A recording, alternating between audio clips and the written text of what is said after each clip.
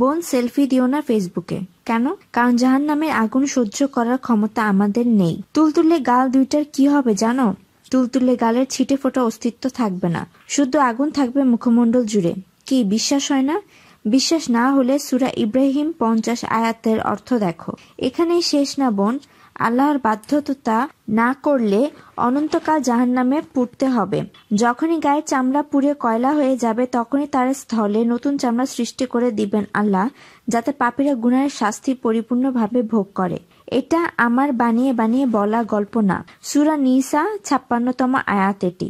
জীবনে যেখানে কখনো নামাজ আদায় করেনি, পর্দা যে স্বপ্নেও ভাবতে পারে না, সেও কোনোদিন বলবে না কোরআনের আয়াত মিথ্যা। এখন বলো বোন, কার জন্য এবং কিসের জন্য তুমি নিজের উপর এমন লানত নিয়ে ঘুরছো? সামান্য কয়েকটা লাইক, নোংরা কিছু কমেন্ট, এসব দিয়ে কি হবে তোমার? ডিমান্ড বাড়বে কার কাছে? নষ্ট হয়ে যাওয়া কিছু ছেলের কাছেই কেবল।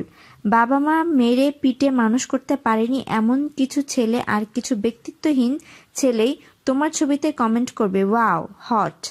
প্রকৃতি যারা পুরুষ তারা কখনো ঠুনকো লাইক কমেন্ট দিয়ে তোমার সৌন্দর্য যাচাই করবে না।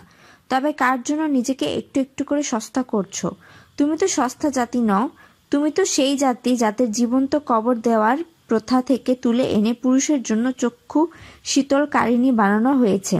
তুমি তো সেই জাতি যারা রাসূল সাল্লাল্লাহু আলাইহি সাল্লামের নবুয়ত প্রাপ্তর পর প্রথম ইসলাম কবুল করার সৌভাগ্য পেয়েছে।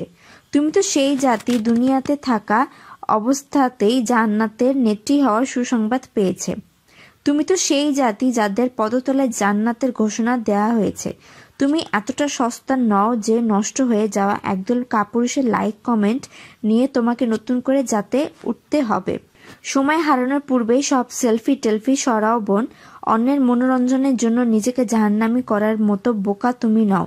সেই দিন আসবার পূর্বেই নিজেকে শুধরাও, যেদিন আত্মীয় স্বজন বন্ধু বান্ধব কোনো কাজেই আসবে না। ওমা তাওফিকি ইল্লা বিল্লাহ। এরকম আরো তথ্য পেতে আমাদের চ্যানেল ইউনিফর্ম টিভির সাথে থাকুন, আর যদি সাবস্ক্রাইব না করে থাকেন তাহলে এখনই সাবস্ক্রাইব করুন।